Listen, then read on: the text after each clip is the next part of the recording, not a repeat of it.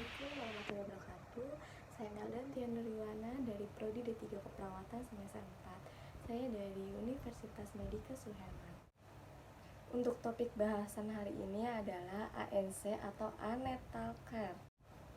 ANC atau Antenatal Care adalah sebuah layanan yang diberikan oleh petugas kesehatan seperti bidan kepada ibu hamil untuk memantau kesejahteraan ibu dan janin. Karena setiap ibu hamil memiliki hak yang memperoleh pelayanan kesehatan yang berkualitas selama kehamilannya.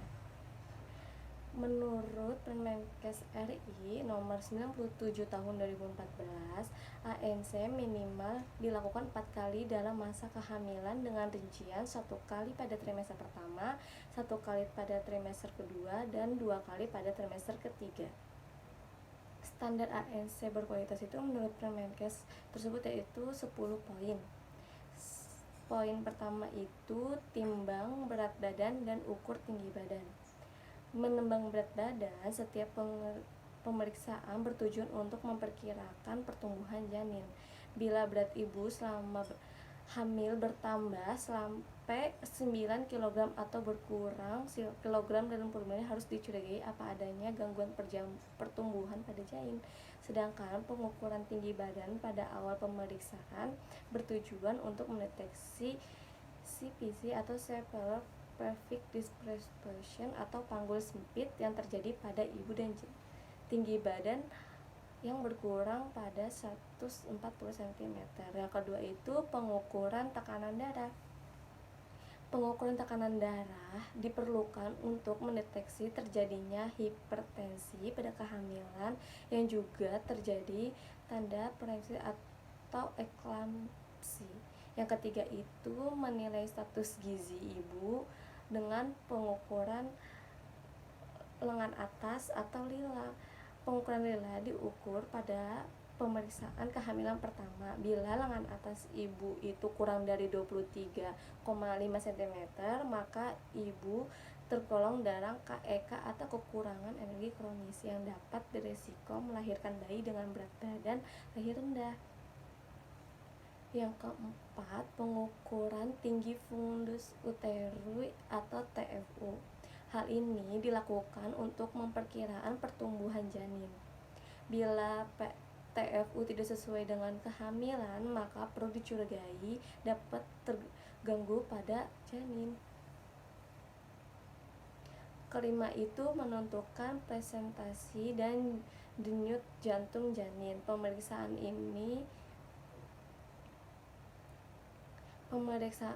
ini mulai dilakukan pada akhir trimester 2 dan terus dilakukan setiap kunjungan ANC.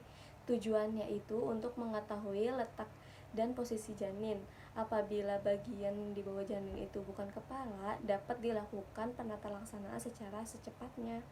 Pemeriksaan JJJ itu pertama kali itu dilakukan pada akhir trimester 1 dan terus dilakukan pada pemeriksaan selanjutnya. Batas normal DJJ adalah 120 hingga 160 kali per menit. Keenam, yaitu pemeriksaan screening imunisasi TT atau tetanus toksik. Imunisasi TT atau tetanus itu dapat mencegah atau tetanus atau neutrum. Ibu setidaknya sudah harus berstatus T2 agar mendapatkan perlindungan. Ibu dengan status T5 tidak perlu mendapatkan suntikan imunisasi TT lagi. Ketujuh itu pemberian tablet zat besi atau tablet tambah darah.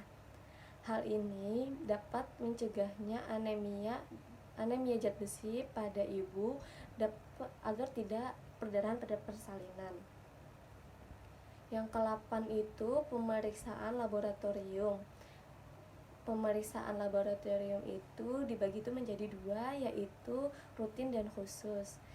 Kalau pemeriksaan rutin itu pemeriksaan yang wajib dilakukan pada ibu pada masa hamil, yaitu golongan darah, hemoglobin dalam darah, dan pemeriksaan spesifik pada malaria atau HIV dan lain-lain. Terus kalau pemeriksaan khusus itu itu dilakukan dengan ibu hamil dengan indikasi tertentu. Misalnya itu kayak pemeriksaan BTA untuk ibu yang dicurigai tuberkulosis. Yang kesembilan itu adalah penanganan kasus.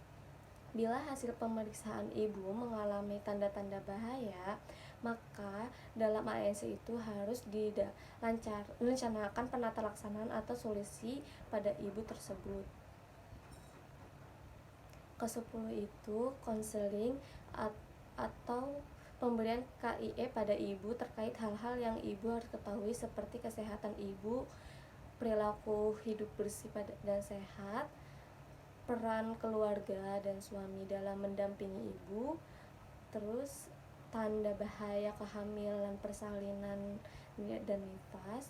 Habis itu ada asupan gizi seimbang dan inisiasi menyusui dini atau IMD, ada ASI eksklusif dan KB pasca persalinan dan lain-lain. Nah, dari situ penjelasan dari ANC. Sekian.